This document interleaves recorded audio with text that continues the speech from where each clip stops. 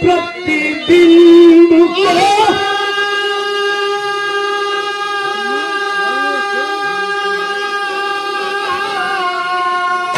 दूसरे रूप में खुद कहता है बेटा।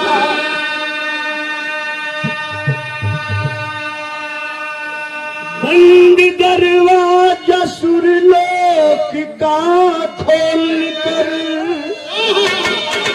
अपना एहसास सबको कराता है बेटा।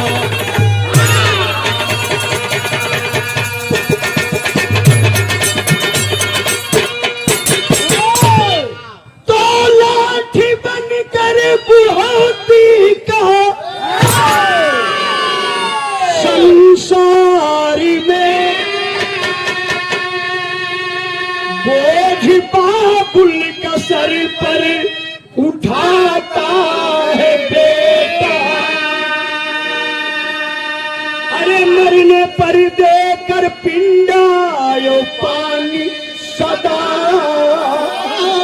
खुद होने का रिश्ता निभाता है बेटा।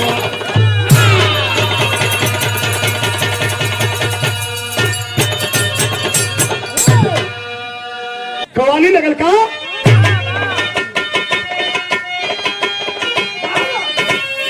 आए हाय हाय कि दिल्ली रूबा, अरे दिल्ली रूबा दिल्ली से ले लो ये, दिल्ली रूबा दिल्ली से ले लो ये मोहब्बत प्यार का तोहफा।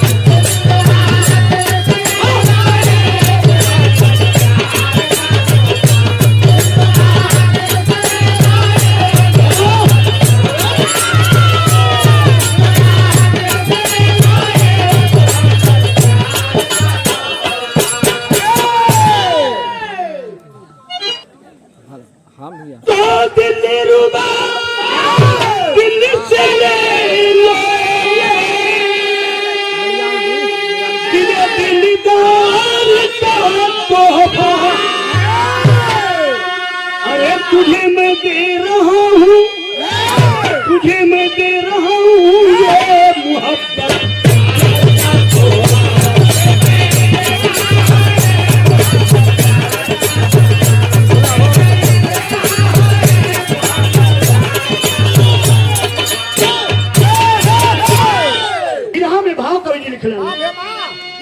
कि कर्जी बेटा के ऊपर, अरे कर्जी बेटा के ऊपर मैंने धोखा न कभी आ सकता। रास्ता छोड़कर मंजिल में कोई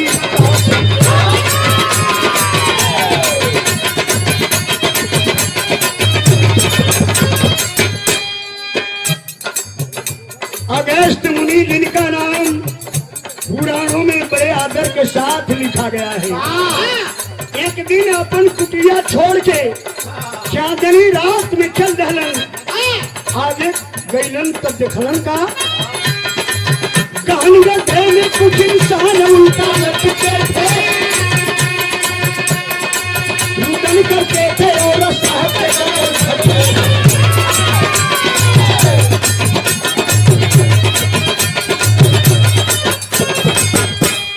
आगे गईलन तो बड़ा विशाल गढ़ा दिखलन और में कुछ इंसान सर नीचे करके पैर ऊपर करके त्राहिमाम करके रोत है।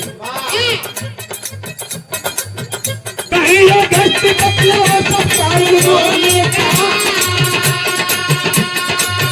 आगे वक्त है तू सबके खुश हो।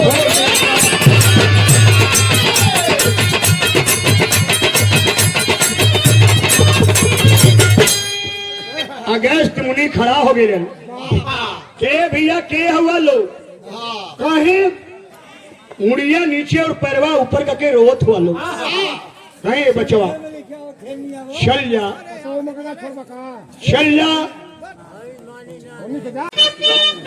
कि नहीं हर ससुर दिया उन्हें मेरा को बड़ा तकलीफ बा मर्द नौकरिया लेके बम्बई गई बा बम्बई गई तो बम्बई का हवा में बढ़ाव के मस्ती आवत बा फरस के राजा जी हो राजा जी आज जिंदगी का सुख जलनी है अरे नहीं हरि ससुर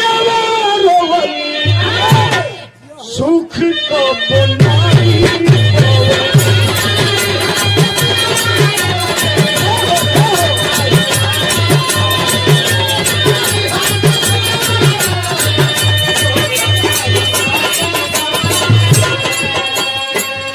बंदे में डूब लहरिया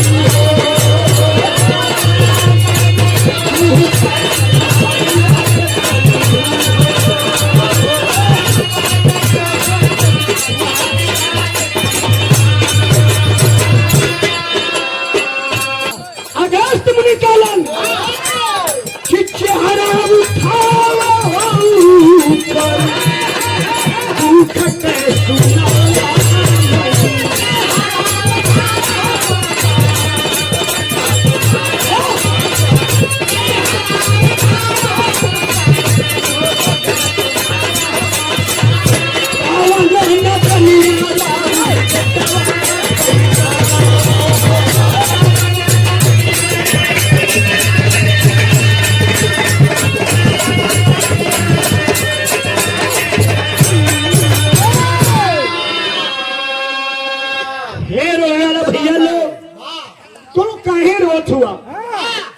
की बचवा रोने के कारण पूछत हुए हमनी के खानदान में वो नालायक बेटा पैदा हो गई जीवन आज तक पितृ नहीं चुकौला अगस्त मुनि तक कठुआ गई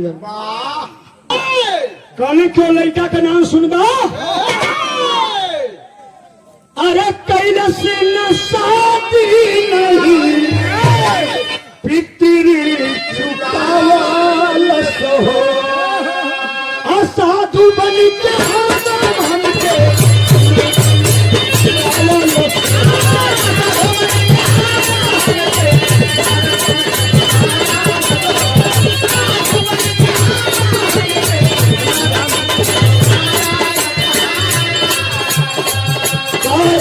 भजनिया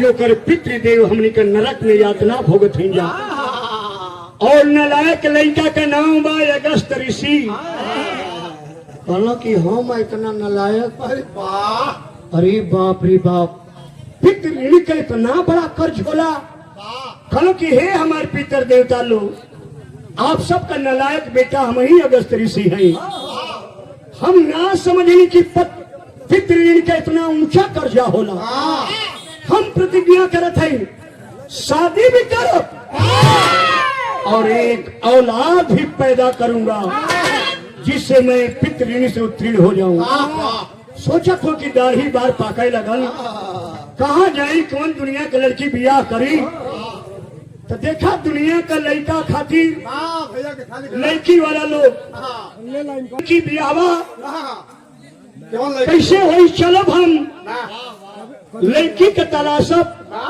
देखी तो हमसे बियाह करे वाली कौन लड़की तैयार होले आगे गईलन तो कुछ दूर के बाद बड़ा सुंदर तालाब बा और वही तालाबवा में कोनो 15 कोनो 16 कोनो 18 कोनो 20 उम्र का 10-20 गो लड़की नहात ऐसा अपने में अटखेली करत ऐसा जाके खड़ा हो गए चुपचाप बोलत नहीं खड़ा तो तर्जियां बदल गई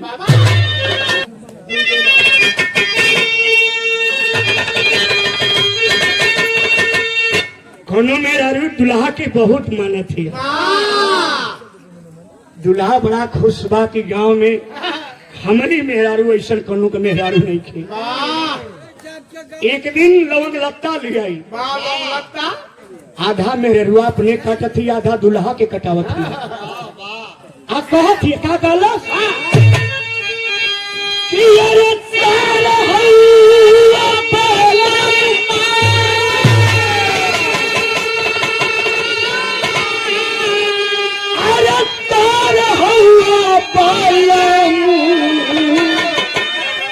बलबवा कतार हुआ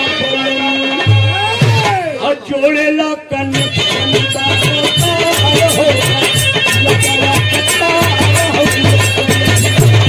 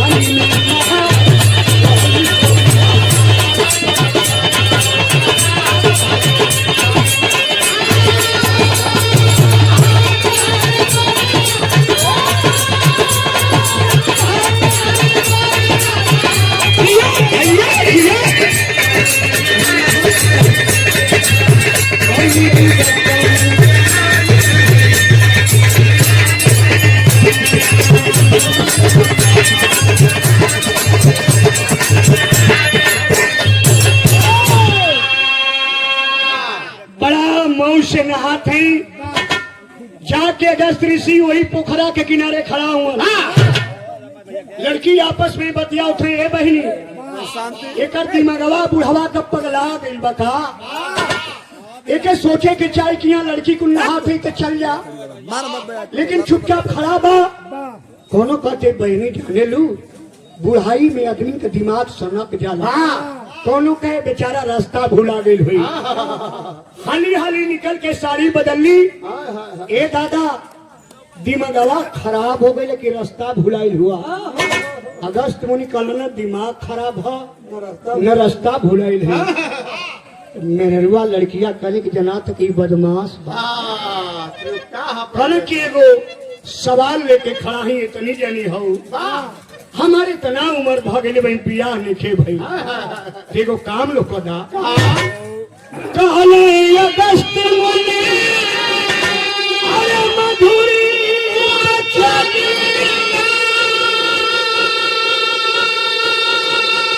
अरे यही में सरकार सखी बन मर दुनिया पी पानी में नहा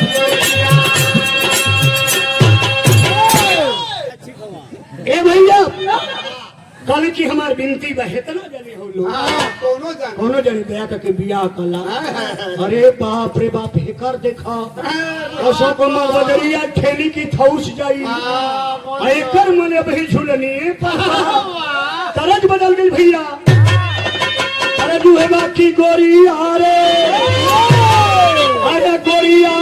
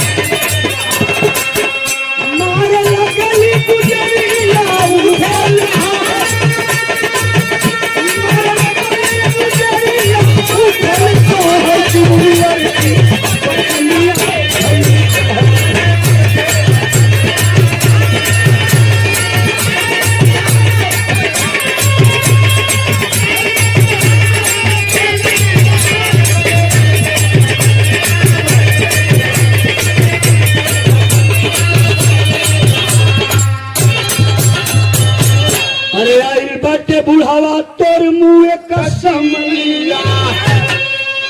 काहे दादा अब मरे मरे का समय का कहत आइल बाटे बुढ़ावा के मुँह के किनारा अब ही खोजे लगी।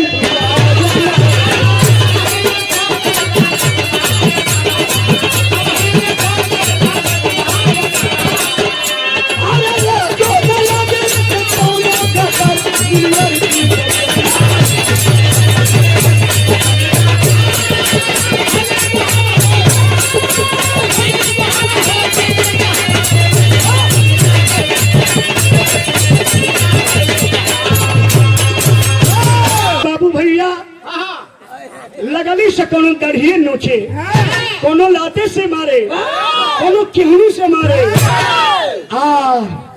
आए लगना लगस ऋषि छिलाए कहना से की कारे हम ना बिया करबे।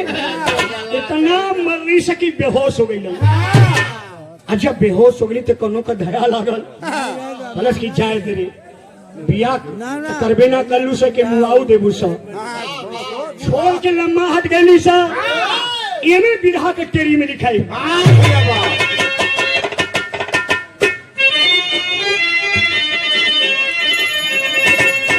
अरे किस्मत के केहू न पाचे पत्रिका बांध के मौत के घुघरू लगा जिंदगी में।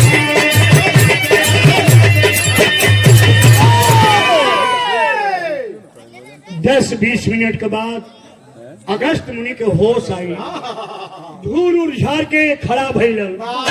का हो हम तो प्रस्ताव रखले रही है मत लोग कैले रहलू मत बिया लोग कैले हो तू, लेकिन इतना मार दहलू लोग जना ताकि कई दिन हमार छाती करके कली सके तुके लाज नहीं खे लागत। तू हमनी का बाबा का उम्र का बाढ़ है, हमनी से बिया करे कहता तुके लाज नहीं खे। हुक्कार उठे हैं मुनि अगस्त, मैं लहू सत्तू का पीता हूँ, निज मौत को भी बेमौत मारकर निज इच्छा से जीता हूँ। चिन्हलू सुना हमके नाम, हम अगस्त ऋषि हैं। जीवन महुत दुनिया के लोगन के मारे ले ओहू के मार के अपनी इच्छा से जीला। नन्ही की टिहरी के कारण जो जलनिधि का जलपान किया, किस घमंड में सुंदरियों उसी अगस्त का अपमान किया। एगो टिटेरी के अंडा के समुद्र का लहर बहा दिले रहल। उ टिटेरिया कलश के हमरे लइकन के बहा ले गई। अबे के हम सुखवा दे, देखो कर हिम्मत। इतना विशाल समुद्र के सुखवावे खातिर दे भैया चोंच में कंकड़ ले लेके वही में डाले। अगस्त ऋषि कहला कि एगो टिटेरी का इतना हिम्मत इतना मेहनत करतिया, सुखाई चाहे ना सुखाई लेकिन करे हिम्मत के बधाई बा। ओकर हिम्मत दे के अगस्त ऋषि जोरी में पूरा समुद्र के पिघल कहना कि जे समुद्र के पिघल कौना घमंड में तोहनी का मरलू सा। मैं देता हूँ अब श्राप तुम्हें। बोली सकी ना ना ना ना गलती हो गई मुनि जी, हमनी का अनजान में रहुआ के मार देली है जा। हमनी का कुल जनी तैयार बनी, सबसे बियाह है कहीं बेर कर ली। कहना कि भाई बरखा जो कृषि सुखानी जब बियाह का मरल हो तो मारा तलु हो सो हम मन निपट गई तो कुल बियाह करबू सो। तो हम बियाह नहीं अब कर तो नहीं से ऐसन सजा दे ऐसन श्राप दे कि जिंदगी में फिर कोनो साधु का अपमान न करबू सो। भैया कहना कि हमार श्राप बा जितना तुहनी का सुंदरता बाई कुरूपता में बदल जा, पीठी पर तुहनी का कुब्बर निकल जा, उन गोड़ धकेलवत से हे महामुनि ई कैया ले भोगल यही सजा। कहने की जब तक जदकुल भूषण भगवान श्री कृष्ण बरसाने में नहीं आएंगे तब तक तुम लोग सजा भोगती रहोगी।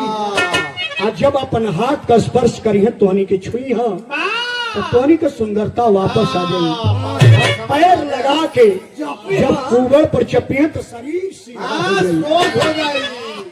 वही जगह का नाम कान्य कुब्ज पड़ गई। कालांतर में अपभ्रंश होके उहे आज कन्नौज बा। लेकिन अगस्त तो चल दहलन जात हो कथो का भगवान अब बियाह ना हो तो कैसे हम पितृ ऋण चुकाई। तो तर्ज खे लगी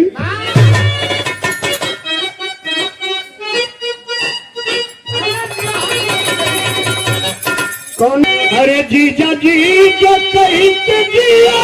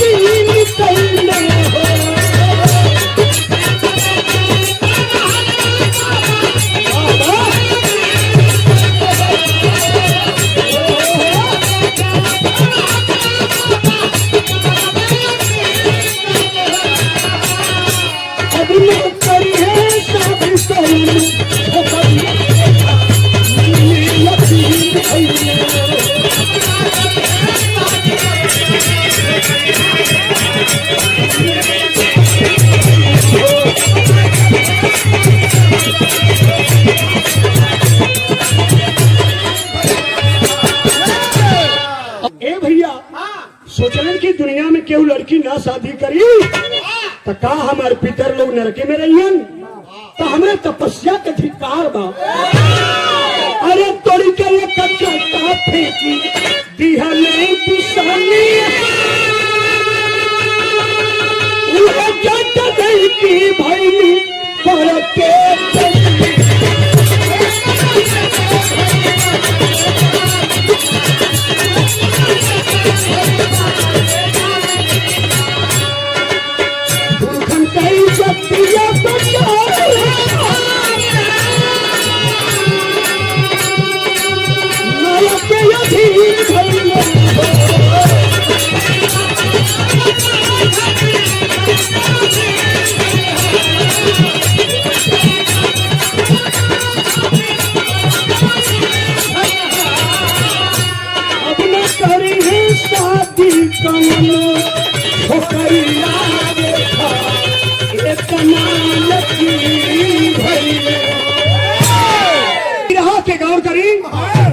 अगस्त ऋषि महेंद्र पर्वत के ऊपर गईलन और कहना कि हमारे तप में इतनी शक्ति है कि मैं खुद लड़की पैदा कर दूंगा।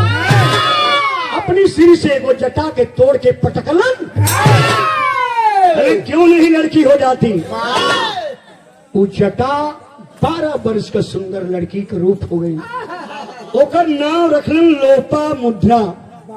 वही महेंद्र पर्वत पर एगो राजा भीमसेन नाम का तपस्या करत रहन जेकर कौनो औलाद नहीं थी। हालांकि राजा कायाख मुन के रोत हवा लही कन्या रत्न दुनिया का सबसे बेशकीमती कन्या रत्न देते एक एक पलिया पोसिया। लेकिन एगो शर्त बा जहिया शादी करे लायक होई तहिया हमसे शादी करबा। निसंतान रहन लड़की के पाके खुश भइला। लेकिन ये जब सुनल कि हमसे शादी करेगा तो सोचना कि ऐसे तो नीक बांझे रहती। कहना कि रुका ऐसा लकड़ी लगाई कि न अगस्त जी हाँ न एक से शादी करे के पड़ी। कहना कि बड़ा तपस्या का घमंड तो के बा। हई देखा हड्डी का पहाड़ जानत हो कैसन पहाड़ है। इनवल वतापी नाम का 2 गो राक्षस आए दिन ब्राह्मण लोग के नेवता दे के बुलावेलन खाए बदे।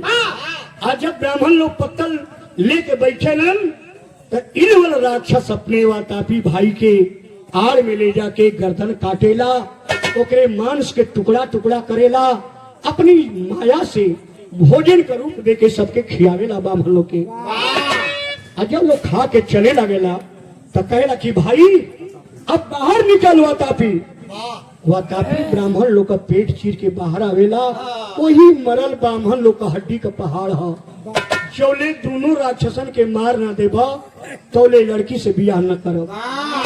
कल की कमन बढ़िया काम सौंप देला, हम अब्बे गईली अब्बे उन्हन के मुआ के एली। अगस्त ऋषि चेलन के संगे चल देलन, उतर जो होते रहलन सब ब्राह्मणन के। अगस्त जाके कहलन कि हम एगो ब्राह्मण खाए खातिर आयल है, तो कलश की तोहार मऊत बना ले तू खाए नहीं खाए मुए आयल बड़ा। वातापी के ले जाके कटलस भोजन का रूप देके। आज जब दिखिया दहलस कलश की बाहर निकल वातापी, कहना की जिंदगी में ना निकलनी। यू ब्राह्मण का मारसा है कि यही में गल पच जाये। एक गीत लग गई,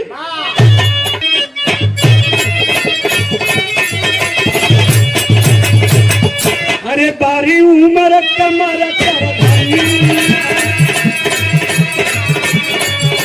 उमर कमर कर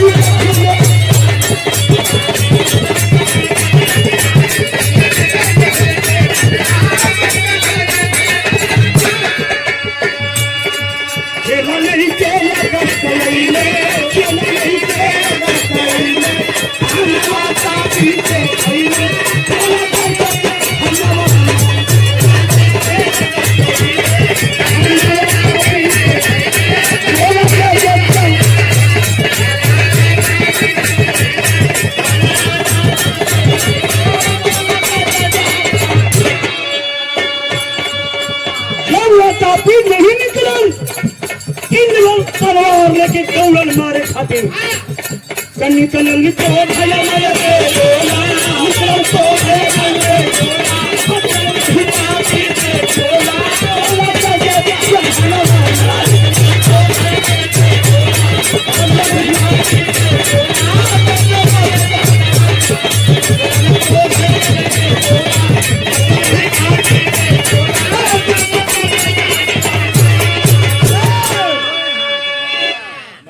अगस्त ऋषि के ललाट से क्रोधाग्नि का ज्वाला निकलल, इन वाला राक्षस चर के मर गई। जब राजा सुनलन भीमसेन की अरे दोनों राक्षसन के गईलन अस्वाहा कई देहलन। कलश की अगर लड़की से बियाह न कर कल लगा था कि ये हमके भी जरावे में कोई कसर ना छोड़े। आखिर कलन की है अगस्त ऋषि 2 वर्ष का हमके मौका था, 2 वर्ष के बाद ये लड़की शादी करे लायक हो जाएगी। आके तू शादी कर लिया। पंचो जहिया बारात का आवे के दिन रहल हारमोनियम मास्टर राजा तैयारी में जुटल हुए। 2-4-10 हजार उनका बारात आई। इतना हमार भोजन बनल बाकी खा के लोग आघा जाइए रेबे न करी। अगस्त ऋषि का चेला रहल विंध्याचल पर्वत पहले का पंख के सहारे एक जगह से उड़ के दूसरी जगह पर जा बारात लेके वही विंध्याचल पर्वत पर बैठलन। ए बाबू बतौली की अगस्त ऋषि बारात लेके वही विंध्याचल पर्वत पर बैठलन।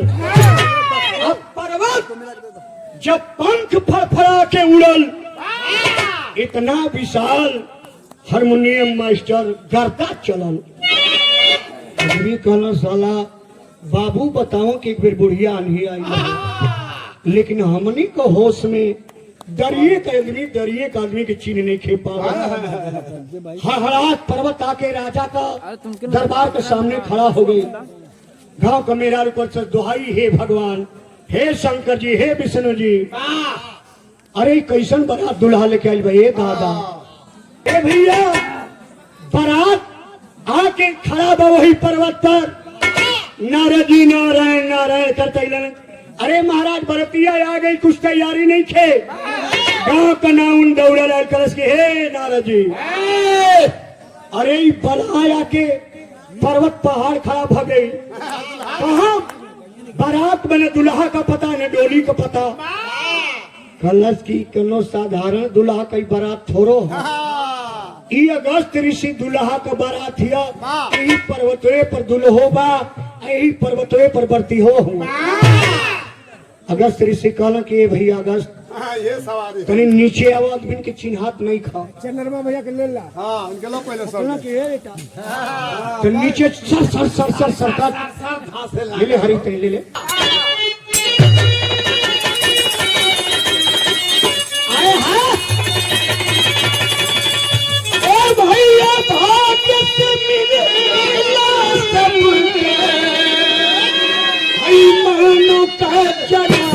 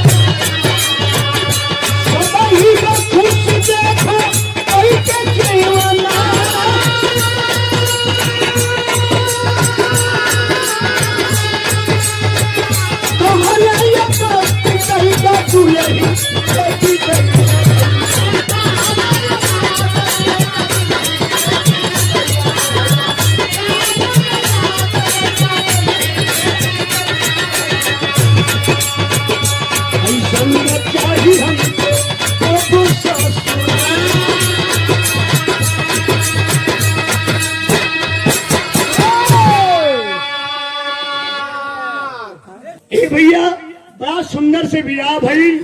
गांव के आदमी कहने की भैया बरतिया लोग बैठा दुकर भोजन कला। बरतिया कलश की पहले दुल्हा के खियाला बची तो खाइल जाई, नहीं घरे चल के हमनी के खा ले जाई। बरतिया कहना, बरतियन का बात सुन के गांव का आदमी गोजी लेके कहना, ये भैया दुल्हा, ए दुल्हा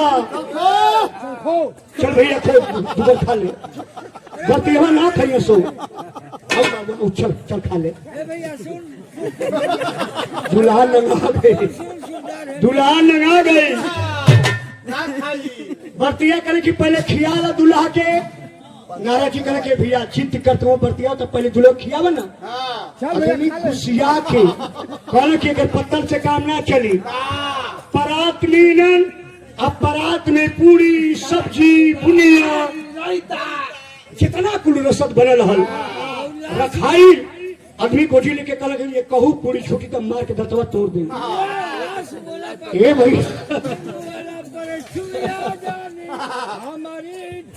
हेलो 2 मिनट भैया 2 मिनट। आखिर अगस्त ऋषि भोजन आवत गई, खात गई।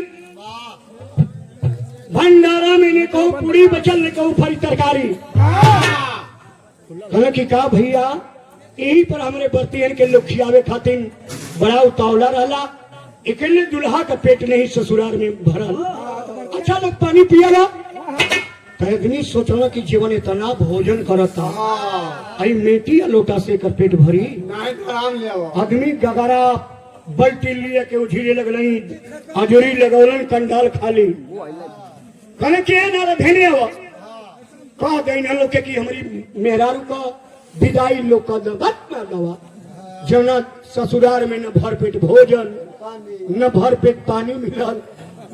नारद जी कहला कि ए बेटी तू ही चाभी तन के मना सकेली। जाके कन्या लोपा मुद्रा हाथ जोड़ के कलश की हे मेरे सिंदूर के मालिक क्षमा करें, हमारे नैहर के लोगों से न आपको खाना बन पाएगा न पानी तक। कहला कि चल चली अपना कुटी में। मेरा कली से की बड़ा अनहार तबाह कहला कि अबे हम जोर कर दूं।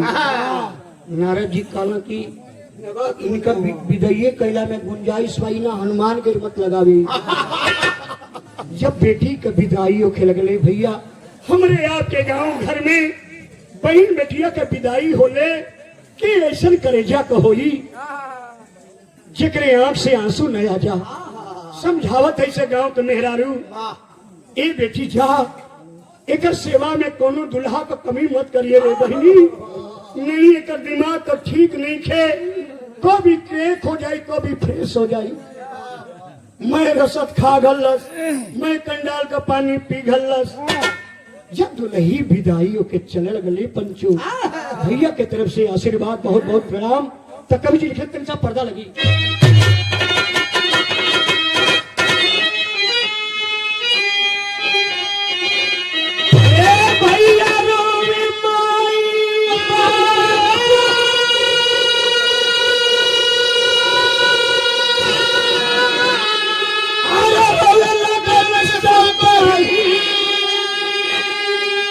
चलनी नहीं और ससुरवा दियो गल दुलही।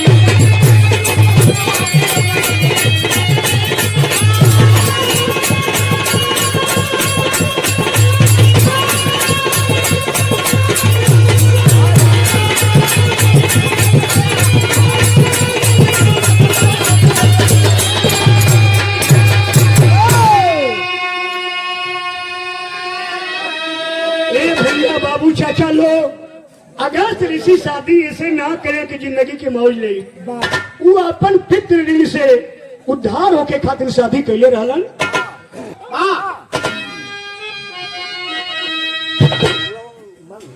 नौ दंपति के अमर संयोग से पुत्री मनोहर भैया।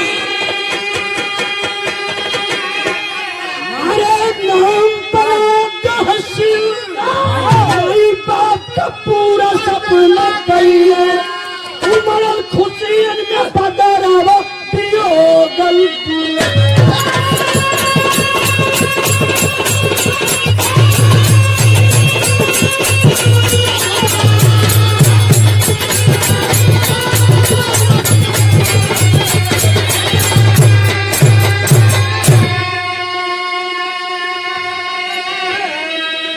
भैया बाबू चचा लोग अगस्त ऋषि और लोपा मुद्रा के संयोग से 9 महीना के बाद सुंदर बेटा पैदा भई जेकर नाम दहस्यु रखल गई। पैदा कई के अगस्त बेटा बिना कर्ज के भई।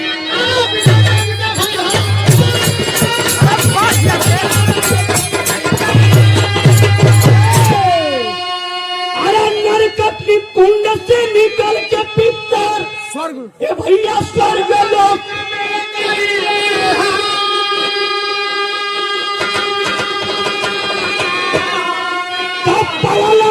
फट के पहुरा पियो गल दुलही।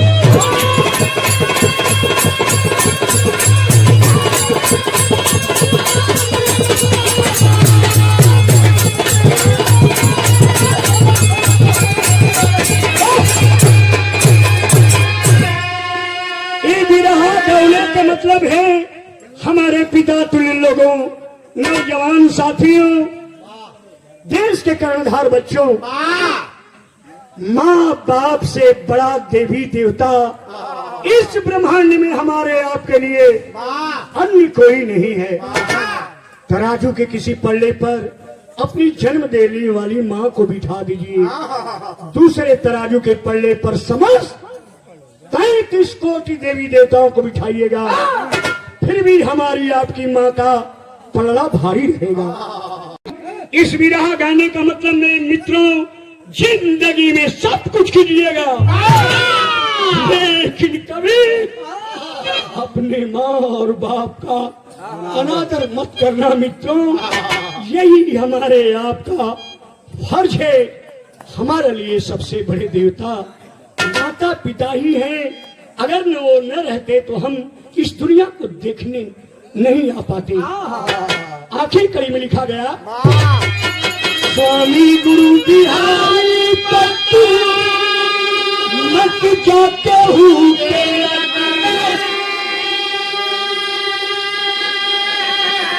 अरे बर स्वर्ग बसल मारी बाबू के पग में किस्मत के होना बात